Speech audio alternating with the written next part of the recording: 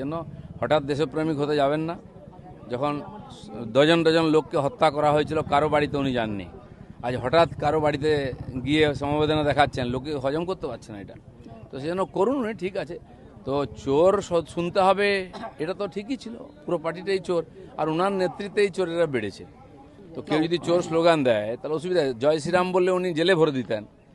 আর চোর শুনতে কিরম লাগছে? প্রাক্তন এমএলএ এমপিরাই তো জেলে গেছেন, বর্তমানটা থোড়ি না যাচ্ছে। আর এরা সব ওনার অনুপ্রেরণায় কাজ করেছে। কেউ যদি বলে থাকে শুনে নিন, একটু সহ্য করার ক্ষমতা বাড়ান। কোনোদিন সহ্য করলেন না কিছু, মানুষের মুখকে বন্ধ করবে। হাজার হাজার কোটি টাকা লুটে, 30,000 কোটি টাকা জল জীবন মিশনে চলে গেল, কারো বাড়িতে জল পৌঁছলো না। তো চোর কে? উনি তো মুখিয়া ছিলেন না। যে ইয়ে ছিল 100 দিনের কাজের টাকা লোক পেত না, লুট হতো। আবাস যোজনার টাকা পেত না, কেন্দ্র সরকার বন্ধ করে দিয়েছিল।